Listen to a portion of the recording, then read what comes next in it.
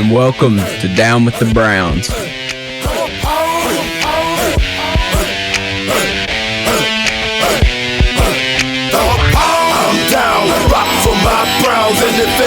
And welcome back to another episode of Down with the Browns. You're here with your hosts, Christian, Manny Maxwell, and Mac the Buffalo. Let's go, baby. I'm back. Let's go, buddies. Here we go. So today, we're going to be talking about some stuff that's happened over the past week, Browns-wise. Big old press conference, the introductory of Deshaun Watson, the new Cleveland Browns quarterback. Some interesting tweets of some quotes from Kevin Stefanski at the coaches press conference today. And just who we think is going to be picked at 44. So let's just go ahead and dig right in, boys. Let's do it. You want to take that away, Manny?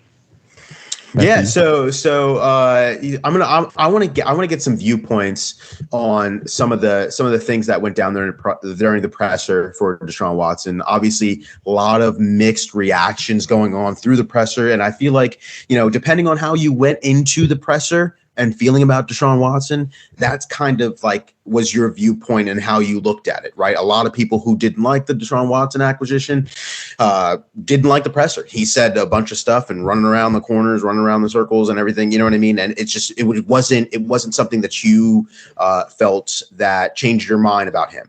But if you were like, okay, I really like the acquisition of Deshaun Watson, I feel this kind of way about the situation, you probably looked at it in a different light of saying, hey, it was a lose-lose situation. He did the best he can. It was PR answers. So he did a good job of answering the questions, but not answering some of the questions that might have put him into more trouble about the situation. So I want to hear, Mac, what you have to say about this presser. I know you got a lot of thoughts about it. I want to hear what you have to say, and I'll bounce off of it. Go right ahead. Yeah. So in terms of this presser, it was pretty crazy to hear just because a lot was said, but nothing was said at the same time, right? Yes. Andrew Berry described this as an odyssey, which I thought was pretty interesting.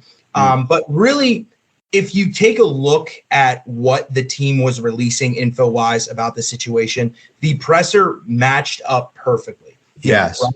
They said that they've been pursuing Watson and looking into it since November. They said that they hired their own legal counsel and as well as private investigators to dig through Watson's history, and they said that they are comfortable with him as a person. Now, what does that mean? We don't really know. But they went through his high school records all the way up till, this whole situation that they've been dealing with. Watson doubled down and said that he did not sexually assault any women or disrespect them. So, they're getting away from, he said that he doesn't want to settle. So everybody's pretty much doubling down with what they've said. They dug into his fracture at Houston. And what really, really stood out to me is when this initially came out, Tony Busby, who is the prosecutor, released the info that not only did Cleveland not reach out and talk to these 22 women, but nobody in the NFL did. Now, I thought that, obviously that's a huge red flag to, the normal human being that doesn't really look into these things. Right. But when they dug into it and they admitted that they were advised against doing that because it could interfere with an ongoing investigation, that really clicked with me, and you could see that there was things that they could not speak of. Because this is an ongoing investigation. This is that rain cloud, right? That we've been talking about. That's been sitting over this whole just awful situation. So it just kind of solidified that we're still going to be doing these things. We're not going to know some of these answers, and we can't because it's an ongoing investigation. So I just thought it was pretty interesting because we didn't really learn anything new, but in terms of what the Browns have been saying and the truth about this situation, it's just everything's really just been solidified, but no additional information. has come across. So and he said you know, a lot of lines that to me, you know, he seems very confident about his innocence, right? I mean, he said, you know, a line like a quote, "I'm not naive to the women's side of the fans in this community. These allegations are very, very serious. But as I mentioned before, I never assaulted any woman, never disrespected any woman. I was raised by a single parent mom who has 2 aunties and as her sisters," unquote. And I think like he said it over and over, you know, even MKC asked him a question about, "Hey, are you going to seek counseling?" He's like, I don't know. I don't need counseling because I don't have a problem. And it seems like questions like that, obviously it could rub people the wrong way because they're like, "Oh my gosh, you definitely do have a problem." Or, you know, maybe he doesn't really have a problem. But I'll tell you something right now. It's one of those situations where you have to have some confidence in yourself to literally on a mic say, I don't need counseling, which there's a lot of people who say everyone needs counseling in some sort of fashion. So the fact that you're saying there so adamantly that you don't need counseling, you could take that 2 ways depending as a fan who, you know, which way you want to look at that. But Christian, I want to hear your thoughts on this if you have any, and what'd you get out of the presser? So I got that they were really well coached on their answers, because a lot of the answers Andrew Berry was giving like to Jake Trotter, it was just like we were advised by our attorneys not to talk to the women. And then Deshaun he said like he never assaulted or disrespected any woman. He said that multiple times at the press conference. And as you guys have both said, like he's extremely confident that he's not guilty. Like, and a lot of times, I mean, I'm not a lawyer, so I'm not gonna like go in here and dissect this whole case because like I don't know what I'm talking about, honestly. But it just, a civil case, like he's not paying these women off. Like he said he's going to clear his name, and so I think that's I don't know that. I mean, if he's that confident in that answer, I mean, that's you know, an interesting point is, when's the last time we saw Deshaun Watson standing in front of all those cameras and all those microphones, right? Hasn't it been a year and a half, 2 years, you want to say? And I think the only time that I saw him not uncomfortable or not like fidgeting or not whatever, the only time that I've seen that he was kind of just relaying and saying all of his answers were when he was saying, "I'm really innocent. I'm really this, that, or the other. Like I never did anything that these women are saying or alleging." Now, you could take that 2 ways. You could take that, "Hey, I'm actually serious. Like I don't need like a quote cards. I don't need cue cards for what I'm about to say because I'm innocent," right? Or you could take it the way where it's like, "You've been practicing that for 2 years. You know what I mean? You've been practicing that every single day in the mirror. That's the one thing that everybody wants to hear you say, is that you're innocent." And a lot of people were trying to, you know, yelling through the comments and Twitter and saying, "Ask about the 40 massage. Why do you need 40 masseuses? This, that, or the other." And it's like, I think to your point, Christian, hey, PR, they were coached up. Regardless of if you know, however, which way you want to spin it, they were coached up. They gave a lot of answers that are in the gray.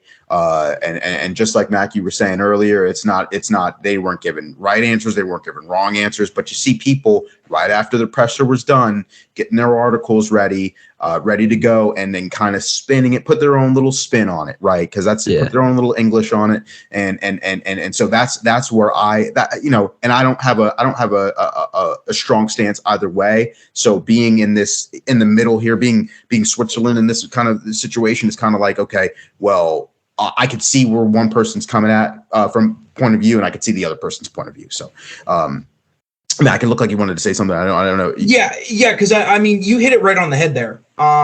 You know, especially with how the Browns doubled down, especially how Watson doubled down, because you know, in these situations, he could have just admitted, because that was the big question that we were wondering as well. You know, is he going to settle? Is he going to have any kind of admission of like any of these accusations, you know, or is he going to double down and just say, "I'm innocent. Like I did not do anything wrong." Now he went that route. And it's obviously it affects the result of his suspension, because I can't imagine that the league is going to let him play without this stuff being resolved. So that kind of adds another element to this, dragging this thing out longer. So it's just, we kind of almost have to sit in the middle, right? Yeah. Because Yeah. Good Why point. would this team give him $230 million guaranteed after digging through all of this for 5 months? Exactly. It just doesn't seem, and even with, and you could especially tell with Andrew Berry and Kevin Stefanski, all of these answers were calculated. Yes. They're never going to put something in a press conference that can be outright clipped and used against them, which is why AB said that we believe in Deshaun as the person. Yeah. Now, everybody is on him for saying, oh, well, he didn't say that they believe he's 100% guilty. Yeah. I saw that. And because AB knows that in that, in that situation in his mind, if that goes south, that can be flipped on him. And then, Andrew Berry has to think about his own job because especially with as much as they gave up, and especially with Jimmy Haslam's conference where he even said, hey, the adult comment did not come from me, which I thought was super interesting because, the whole narrative this whole time was that I thought it came from him. Jimmy Haslam was the leading of the search. No, it was football operations, which surprised me. And I'll admit it, I was wrong here. I thought it was Jimmy. Yeah, it just felt like a Jimmy move, honestly. Yeah, exactly. It sounds like something Jimmy would do. And like that's the part about me is that now obviously I'm not saying that Andrew Berry is infallible, but the guy, he's an Ivy Leaguer. Same with Stefanski, he went to Penn. Same with Podesta. I can't remember where he went, but all three Ivy League schools and very intelligent people. Yes. So I absolutely, but then you have to look at the other side of things where you have 22 women coming after this. Apparently this trial was big enough for Harrison County to get involved, a completely different courthouse from the original. Yes. To say and look at this and but ultimately they did not find enough incriminating evidence to indict him.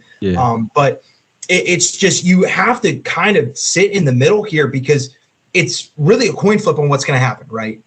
It's either AB is right and this situation can play itself out and it works out in some playoff wins, maybe a Super Bowl win, or it goes down in flames. It could blow up in your face like big time, especially a contract this large, this guaranteed. There's so many twists and turns, and obviously, I think Deshaun even doubled down and said that hey, the money wasn't a real reason. He's like, I didn't find out about the money until after I came back and said I want Cleveland. How true that is, I don't know. All I'm saying is from my point of view, from where I'm sitting, $230 million guaranteed might sway me to do something, you know what I mean? I have a change of heart about an issue.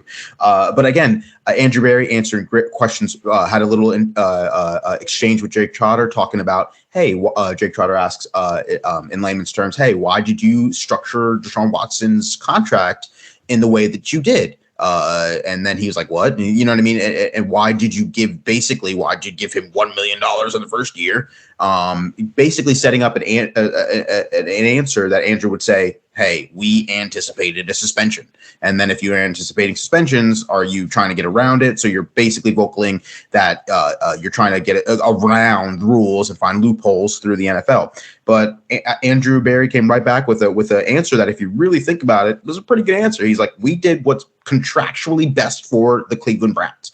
And that's what they're doing with every single player on the roster. You know what I mean? Like you're doing exactly what's best for the player and also what's best for the Cleveland Browns. So it's like, it's one of those answers that are, again, like Max talked about, in the gray. It's one of those situations where you can't really twist it. Or if you look at it one way, if you look at it with the light on or light off, it's, you know what I mean? It depends on how you want to look at it as the individual. So there was a lot of things going on. With this. And so, time will tell. Obviously, you know what I mean? So, hey, it's going to be very interesting to see moving forward.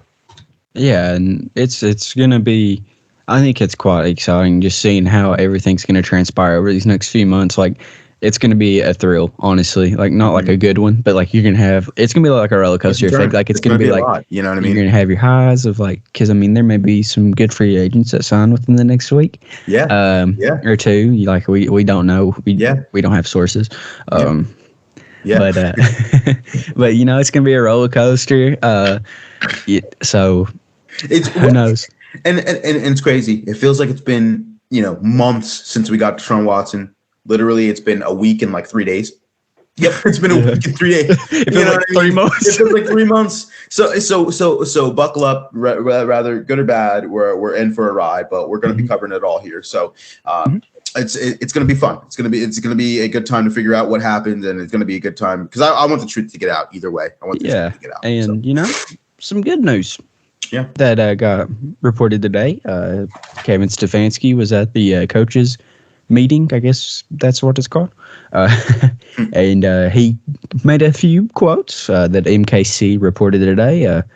She said that Kevin Stefanski said he expects Deshaun Watson to participate in off-season programs beginning on April 19th. Yes. I think that's a good sign that we're already getting the quarterback in the room, getting familiar with the offense, with the team.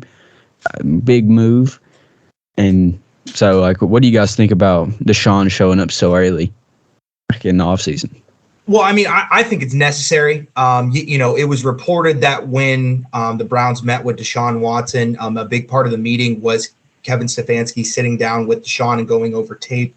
What they mentioned was a lot of his old RPOs from Houston, meaning a run pass option, basically quarterback handing the ball off, reading a certain key player with a certain route behind said player. If player moves up, you pull, throw the pass. If they still sit, you hand the ball off. Now, with them going through all that tape, obviously Deshaun's escapability and running ability adds another dimension to this offense. So with that, Kevin Stefanski has to change his game plan a little bit. Now, how much he tweaks it, I don't know. We could still see those boots. We could still see, especially more empty sets, considering the fact that with Deshaun's escapability, you don't need to leave a tight end or leave a running back in all the time because Deshaun can account for himself. Yeah, he's really good, very mobile. But so I think it's great to get him into OTAs and get him into that building early, because not only does he have to learn a new offense, but he has to be familiar with those weapons. Two people that I would say of the people that for sure are going to be in the room next year, Amari Cooper, brand new target, Donovan Peoples-Jones, Harrison Bryant, David Njoku. I mean, obviously you would like them to, throw with everybody on the offense, including the running backs. Reps are so important in the NFL. Yeah. Because when you get to mid-season, some of these guys are kind of pushing through injuries, and some of them can't even participate in the day. Yeah. They're over there on the bike getting warmed up or battling through whatever injury that they have and just inching their way to kickoff. So, all the reps that you can get should be the mindset with most NFL players. Now, it gets to the point where if a vet's been there several times and nothing's really changing, OTAs doesn't really benefit them. But these organized team activities are for situations like this, to where you're bringing in a new piece to the offense and you want to get everybody acclimated and on the same page. Because, in football, it's 11 on 11, and both sides have to be a well-oiled machine. And if one single piston is loose, so the whole thing coming down. Yeah, exactly. Well, they, you're talking about that well-oiled machine. I think I just can't help but to think of guys that have such a great connection. I mean, you're talking about like a Tom Brady and Rob Gronkowski.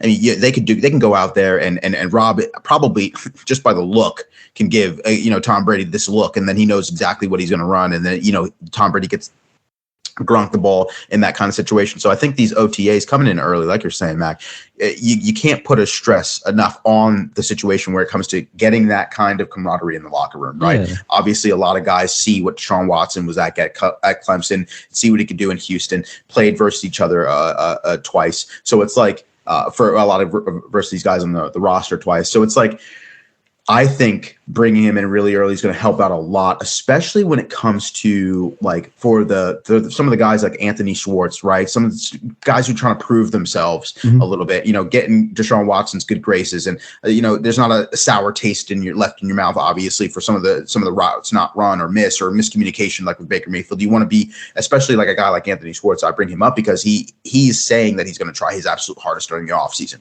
and one of the ways you could do that is link up with Deshaun Watson and say, hey, can we run some routes? What are some of the routes that you like to run, or where do you like ball placement? Where do you how many strides are you taking on a certain route or whatever? Let me see you break a route out of a route so I can get the ball to you.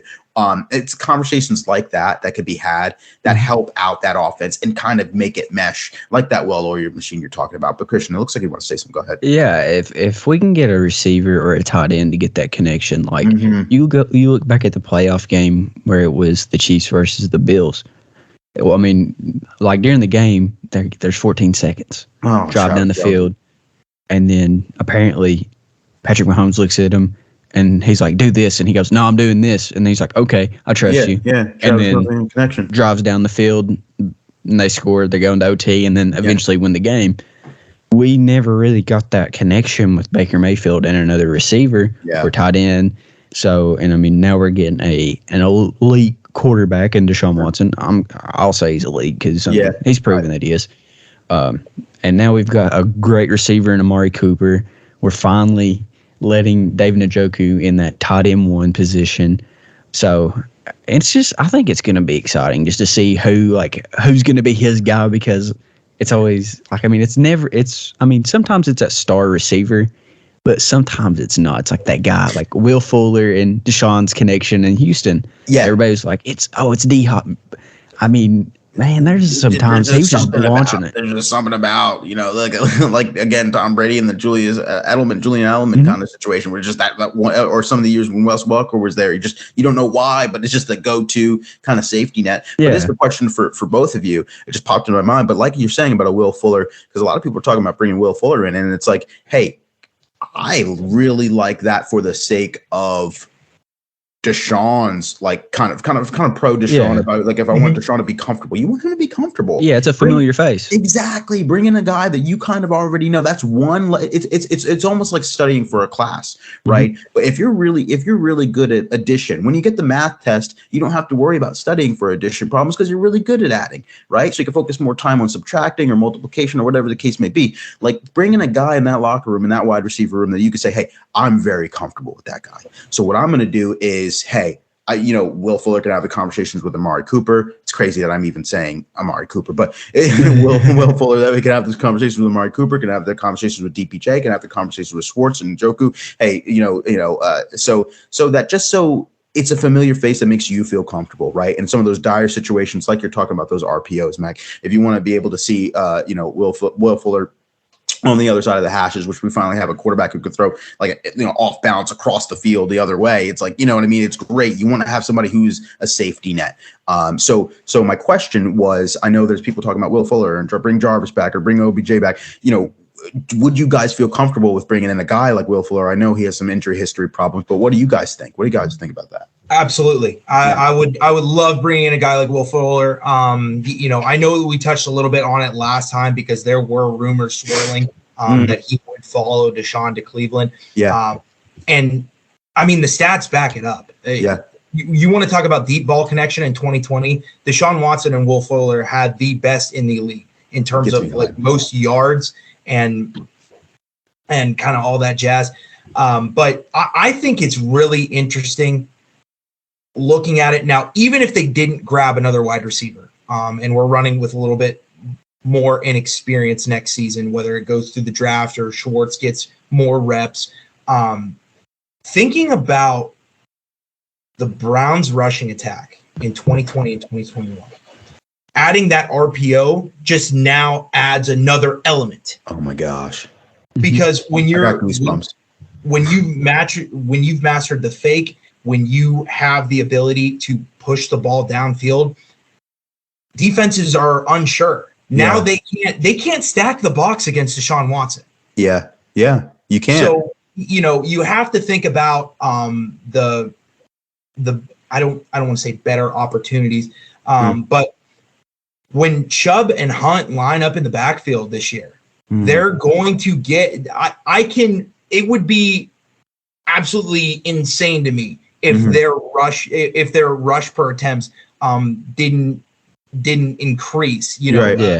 The last couple of years. So it's going to be exciting, right? Now, granted, we have still this big storm cloud over this whole situation. But in terms of Deshaun's running ability, it just absolutely elevates that offense. And I'm going to be really excited next year to see how the Browns are going to, plan their rushing attack. And because I can't imagine that Kevin Stefanski is going to get away from running the ball and having that kind of balance that we've had in Cleveland in 2020 and 2021. Because no matter the offensive success last year, the totals were still the same.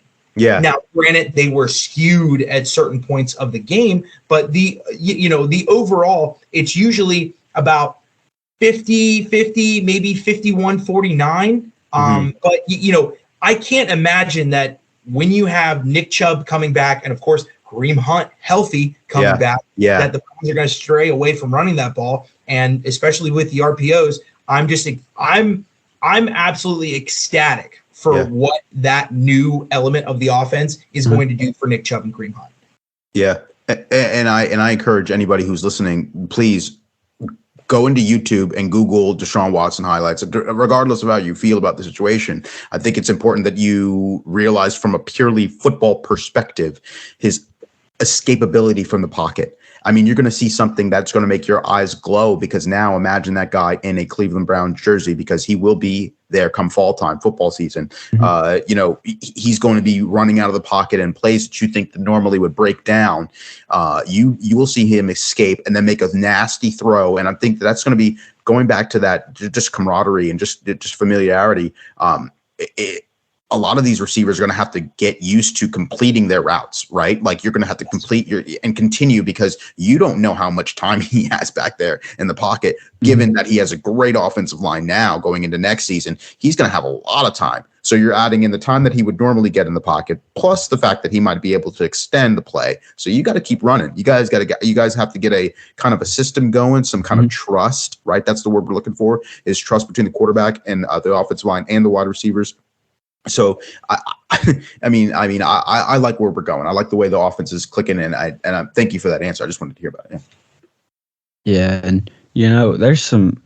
Speaking of like just getting the offense going, like there were some guys in the locker room last year that everybody like loved in the locker room, even after the person that I'm getting ready to say left mid-season. Ugly breakup, but.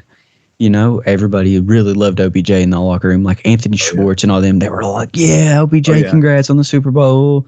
And they were like, I mean, it just seemed like OBJ was that guy in the locker room. And then after he's gone, that's when things started spiraling downhill. Not going to say that because we lost him, that's the reason why, but getting a guy like that back in the locker room, I know he has the diva thing, and then there's the he told people not to come to Cleveland thing. But if he comes willingly, I think that says something. If he comes back willingly, it was not the city of Cleveland, it was the quarterback. And that's something I know I get a lot of heat. First and foremost, I'm extremely biased. So every word that's coming out, like rolling off my tongue, is biased, right? Odell Beckham Jr. is my favorite, my number one favorite football player in NFL history. So I am completely biased. So, but however, he was traded to Cleveland.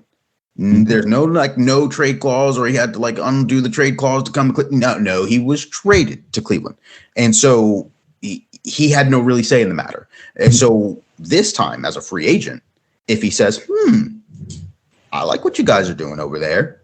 I've played there. There's been reports that I actually did like the fans there. I like the dog pound. But my thing is this, that I just didn't want to play with, hey, underlying tone. There's some undertones there. So if he comes back here willingly, understanding if he doesn't play till November, so we're not going to give him $12 million, $14 million, you're going to have to pay for a little bit less. There might be a chance that he might want to sign a multi-year, because he knows he's not going to be playing for very long this season. But if he comes back and plays really well and likes Deshaun, hey, So that's why I'm talking about that. Put some emphasis on the willing, but obviously he left a bad taste in a lot of people's mouths for understandable reasons. And I know Matt. Take a sip of water. Yeah. So let me just kind of clarify here. As in people who have a bad taste in their mouth for Odell Beckham, I would say I'm pretty much leader of that fan club. Now let's put away the whole the come get me situation in 2019. Let's forget the whole asking to be traded after your team literally wins a playoff game without you. Let's not talk about how he told Von Miller to straight up not come to Cleveland. That was cool. It's just we'll put away all the emotional and focus on the fact of his injury. He, obviously blew his knee out again in February, so it's going to be really hard paying that kind of money for a guy that's not going to be available till December. I'd rather them kind of go after a guy like Will Fuller or even bring back a guy like Jarvis Landry. I think that Landry, now granted, I don't have ears inside the locker room, but to me and how I saw it, Jarvis was one of the biggest leaders since 2018. It's very fortunate that we could not work out his contract to make him stay, but there is reoccurring interest, right? Now there was a report that came out last week that says Jarvis Landry was asking for $20 million. Now, unless you're just running on 3 hours of sleep, I think he's not really worth that kind of money. Now, once that came out, he did fire his agent. Yes, that's true. That's a very good point. Do we know whether that was Juice saying that, or was that his agent and what his agent wanted for them? Because you have to think too that the NFL is a business. These agents make their money off of percentages. They benefit when the client gets more money. It's just how commission works for these guys. So could it be the agent? Could this whole thing, maybe Juice, after being released, he sat out there, and once he started talking to his new agent and he realized, hey man, maybe I can get one of those incentive kind of contracts, right? To where it's a backloaded, I have to prove myself a little bit, but I have that quarterback in Deshaun Watson that can get me the ball more. I no longer have to run a certain route every single time. We can run the scramble drill, and I can get an extra 2 or 3 catches that game. It's going to be really, I don't want to say fun, because if Jarvis ends up not coming back, it's still going to be sad. And there is a hole in the heart of the city of Cleveland now. And I wasted my money on this jersey. Yeah. Hell, I have a Jarvis jersey that's sitting in my closet. I haven't been able to look at it since of Juice. We all got one. So hopefully they can work something out, and hopefully they can get Jarvis back, because I think he would be an absolute ideal fit in this offense. Jarvis is a slot kind of receiver. Now with Amari Cooper and Donovan Peoples-Jones, running on the perimeter at the X and the Y position, or whatever you want to call it. Flanker, another term. But Jarvis is a guy that runs out of the slot. He's not a man-to-man beater. He's made his money finding holes in zones, catching the football. Especially for a scrambler like Watson that has that kind of sixth sense that he's buying himself. Landry can find the hole behind the linebackers, in front of the safeties, or so on and so forth, and get himself open. So, with all the talk of OBJ, I'd rather just have it focused on Juice, because not only is he the more realistic option, he's going to be available, before November. He's probably going to demand a little bit less of a contract, and he's a better leader. So, if we're advocating for any Browns players to come back now, of course, we're still waiting on Jadeveon Clowney. But if we are talking about Browns players that we want to see come back, that were on the roster in 2021, it's going to be really hard for me to not put Jarvis at number 1. Yeah. Oh yeah, for sure. And it ain't like there's a sour taste. And if you got a sour taste about Jarvis Landry in your mouth as a Cleveland Browns fan, like, you're probably an Oklahoma Sooner fan, honestly. Yeah, it's like, what are you even doing there? And, you know, honestly, it's the reason I think we haven't really saw like a Jadeveon Clowney sign yet, or a Jarvis Landry, or just like signing somebody to the Browns, is that contract with Baker Mayfield right now, that 5th-year option. And it's starting to weigh us down a little bit because it's starting to look like nobody wants Baker. Nobody wants that contract because, I mean, it is $18.6 million. He did not have a good year. It's a lot of million. I mean, he's not a bad quarterback. I'm not going to say come out here and like, oh, we got Deshaun, buddy. Baker's garbage. Like, no. Like, he could be somebody's QB1 for sure. Yeah, he could be. Sure. He could easily be a bridge quarterback for somebody like Seattle. Yeah. It's just that contract is just too much of a risk for them. Teams want the Browns to eat some money. Let's be honest. They want the Browns to eat some of that money, and I think that's why they're like, hey, I would gladly take Baker off your hands, but then they're like, oh well, you're gonna have to also give me a pick with him too. It's like, wait, what? Like, you know what I mean? So I think Seattle, Carolina, but these teams need a QB, and I think that Baker would be a good fit. But it's I hope the best for him. I really do. He's not a horrible quarterback by any stretch of the imagination. I know a couple of quarterbacks he's better than, and those quarterbacks might have jobs, right? So it's like absolutely. It's just the asking price for him is you're paying Lamborghini price for a Camry, right? Yeah, you're paying Lamborghini price for a Toyota Camry, and it's like on a 1-year contract. On a 1-year contract. Yeah. So it's like this is a guy that's going to have to get a new contract next year. Yes. And to these, like, and I can imagine from an NFL perspective that they want to shy away from these 1-year kind of contracts. I mean, look in the past. So last year you had Carson Wentz blew up in the Colts face. Now, granted, pretty decent stat line, but kind of tumbled at the end of the year. Yeah. You had another quarterback with a 1-year deal 2 years ago, Cam Newton. Yeah, that didn't really work out too well for New England. And when these guys, and they get their new contract, they're gonna negotiate. And when you start negotiating, especially in a quarterback starving league, you're always going to overpay for the quarterback. Yeah. There's no such thing as that in the NFL unless you do what the Browns did this year and you completely reset the market with almost 100% fully guaranteed contract. Yeah. But again, that's only going to be a good contract 2 and 3 years down the road. Exactly. Next person sets that bar. Yeah. So. Yeah, that 1 year, Sam Darnold this year with the Panthers. Mm-hmm. Now they're in this kind of quarterback hell because they not only traded assets for this QB, but also at the end of the year they have to figure out his contract. And could a team say, all right, so Baker is a top 15 quarterback, which statistically he has proven when healthy. Mm-hmm. Is he worth the draft picks, the money, and then now we're going to have to overpay him? And worst case scenario, even if they miss the playoffs, he's not going to be bad enough to where you can get that top 10 pick and you can get your future in the draft. Yeah. So, it's teams are put in a really bad spot and they know that the Browns want to get rid of him. So there goes another piece of leverage.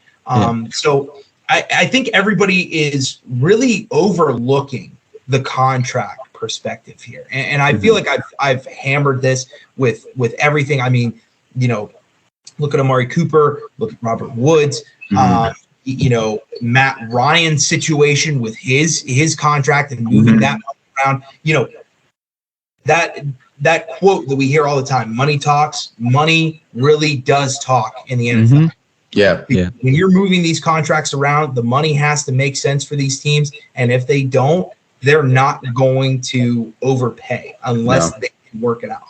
No. No. And, and going back to your Panthers, talking about Sam Darnold, and, they had 3 quarterbacks in rotation over there in Carolina. They had PJ Walker, Cam Newton, and Sam Darnold. They didn't know who it was a starting rotation in MLB is what they had, for pitchers. Like, you don't know who was going to be quarterback carousel. So it's like you're in a situation where if you got a guy, that's why I know a lot of owners or news reporters are coming out saying the owners are upset with the Haslams for restarting the market because they're like, oh, now I got to go pay Lamar all this money, and Lamar's looking at Deshaun saying, well, now I want 200 million plus. Hey, that's your fault. That's your fault because you're so right. Remember when Patrick Mahomes came out with that gigantic contract, looked like a baseball contract, Bryce Harper, 10 years, what is it, 500 million? Nowadays it doesn't look that big, honestly. You know what I mean? His GM looks like an absolute genius. Exactly. Especially with the salary cap going up, and go ahead. Christian, I don't know if the Ravens want to pay a running back that much though. That's what got them. That's what has them in limbo. Lamar's like, listen, I got an MVP. I have an MVP with my name. I want 200 million. And I pray Baltimore pays him 200 million. I would love it. It's going to be glorious because he's either going to walk or they're going to overpay that man. They're going to overpay that man. I'll tell you something right now. I don't want to turn this to a big Ravens flock corner, but I'll tell you something. If they pay for him that much, a guy who relies on his wheels as heavily as he does, unless his throwing capability goes up and progresses over time, you give that guy 1-2 more years where there might be a serious injury, he might slow down, and it's going to be like you have a huge contract on your hands. What are you going to do with it? Well, right before his injury, he wasn't playing good at all. No. The only game that he, the game against us in Baltimore, 4 INTs. Pure dog poop, man. If Baker Mayfield could complete and people weren't dropping everything, and if we could get the run established, we would have won that game for 500. Yeah. Because 4 turnovers. Well, in the past 2 years, Lamar Jackson has actually had more turnovers than Baker Mayfield. Yes, crazy. About him being a runner, he has a pretty alarming percentage of fumbles, turnovers in the red zone. Yes, the Ravens could look at this from a perspective. Okay, are we going to pay this guy $50 million a year guaranteed, or are we going to shave off about 15% of this offense? We're going to trust Tyler Huntley because he runs a little bit kind of safer, less flashier operation, but can almost do the same things. And then we can just dump more money around him and build the team because he is on a younger contract, and we got some time with him financially. So it's gonna be really interesting. And like you said, Manny, they completely reset this market, and now every other team is just absolutely losing their minds. And and I can tell you right now, and as bad as it sounds, these owners do not care at all about Deshaun Watson's allegations. They care about that 230 fully guaranteed contract, because what they're going to have to do is, because every single quarterback that comes out, and can you really blame these players? They want that bragging right. They want to say, hey, I'm a top player and I'm paid like a top player because my team knows that I'm the top player. So, it's now, can you really blame them? Of course, you're going to get mad when somebody resets the market. You're going to get really mad when somebody resets the market by a solid because it was 80 million more than the 80 more. Guaranteed. Then Aaron Rodgers is guaranteed. And Aaron Rodgers. So Aaron Rodgers had the second most guaranteed money. And then Deshaun Watson beat him by an $80 million difference, which is huge in terms of guaranteed contract. So, can't really blame them, but this whole narrative that they're just absolutely disgusted with what's going on. No, they're mad that they now have to pay their players more, and we are going to see that after the 2022 season. So one thing that I think is going to happen with these contracts going up, it means these teams won't be keeping as many players, allowing them to hit market, and then meaning they're going to have to build through the draft. And, speaking of the draft, the Browns don't have a first-round pick, but they do have a pick in the second round at pick number 44. So who is 1 or 2 or however many guys Like, do you think that the Browns could target at 44? We'll start with you, Manny. Yeah, so I understand. Listen, there is a elephant in the room when it comes to the defensive line. And I personally want the Browns to go defensive line. But for some reason, you look who's in that room right now. Taven Bryan, you have Tommy Togiai, Myles Garrett, and Jordan Elliott right now. Mm-hmm. Clearly, the Browns are like, we'll take a back seat for that right now. We've already gotten Amari Cooper and we gotten a Jakeem Grant for special teams, and it looks like we're still a wide receiver. It seems like they're gonna not try to go D tackle so high in the draft. Me personally, that's just what I want them to, but I don't believe they're going to. So I believe they're going to go wide receiver, especially if they don't address the wide receiver room before the draft, which I do believe they will. So if they bring in a guy like Jarvis Landry, again, bring him back. I think that we're still probably going to get somebody who's a little bit younger, get him on a rookie deal, somebody in that wide receiver room who, hey, has the talent to become a stud. I think somebody like George Pickens from Georgia at 6'3", 201. I still like to talk wide receivers. I know we were talking big wide receivers before Deshaun Watson came in here. All the time we were talking wide receivers, but it's not going to be a Drake London. It's not going to be a Garrett Wilson. It's not going to be probably a Chris Olave. I think he'll be off the board, unfortunately, guys. Sorry. But a Jahan Dotson, 5'11", 184, wide receiver from Penn State, played in cold weather, went to the high school about 10 minutes away from me right now in Nazareth. Jalen Tolbert from South Alabama, 6'3", another big guy, depending on what you want. I know Christian Watson is out of the age guardrails, things like that. But I mean, honestly, we've only seen this age guardrail, quote unquote, with Andrew Berry for two years. So does he really have a strong age guardrail, right? Well, 2 years. So, I mean, on his game plan, like we even said it on the podcast, like trading for Deshaun Watson isn't an Andrew Berry move. So, exactly. So it's like, do we really know? Because I mean, we were, I was blindsided. We're all going to remember where we were when we got Deshaun Watson. But so I think it's going to be really interesting what they do with who they go. I think George Pickens is going to be that guy who's on the board and they're going to go after. But I would like them to go defensive line. So Mac, who do you think that they're going to pick up? I want to hear your thoughts on that. So it's just kind of interesting because this is the first time. Now, granted, in 2019, they didn't have a first round pick either. But it's really hard to predict day two picks because there's a lot of guys where you think that they're day two, and they come out and they have a pretty good pro day. And they build themselves a little bit of a resume, and a team may reach for a day two player.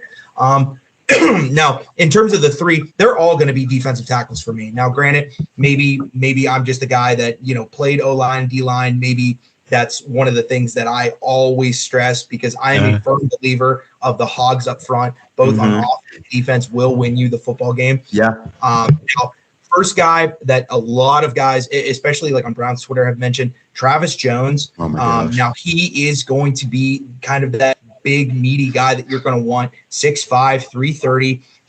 Most of his stats really came from 2021. 4.5 sacks, 7 tackles for loss. I really like his lateral movement down the line of scrimmage, meaning, moving side to side. He really takes advantage of guards that don't move their feet well.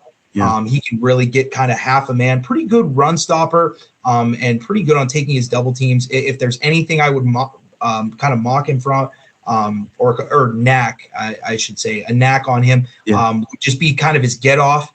He's a little bit slower moving off the football, kind of dances a little bit in terms of getting to his rush moves. From UConn, cold weather guy. Yeah, absolutely. Now, another guy that I think that they could go with, he's really, I would compare him kind of to the Ed Oliver of this draft. You don't really know whether he's a defensive end or a defensive tackle. Logan Hall out of Houston, 6'6", 278. Even though he's smaller in weight, his height and his reach are what really stands out. So he can still, now, granted, there are times that he's been moved off the ball, because especially a defensive tackle, when you're playing at 278, that's a little bit on the lighter side, but 13 sacks, 13 tackles for loss, 6 sacks. And really, my thing with him is he's got great get off, and he engages extremely quickly with the O-line, meaning that he gets his punch in and he's immediately trying to get either through you. Now, I think due to his size, he kind of plays a little bit high. But it'd be really interesting because especially with a guy that's like 6'6" and he's this athletic, what happens when you put a little bit of weight on? Wow. Yeah. He developed kind of into that Calais Campbell type. And then lastly, in terms of defensive tackle, a guy. Now, I don't think that he'll last till day 2 because I really think that he's a talented player. Perion Winfrey out of Oklahoma, wow. 6'4", 292, more in that beef category at defensive tackle. 5.5 sacks, 11 tackles for loss, 1 forced fumble. And I think that he would be a great fit for the Browns because of how well he can push the pocket. There's a lot of Senior Bowl tape of him. He had a great Senior Bowl. Guys. Now, you look at the Browns defense last year when they were really cooking.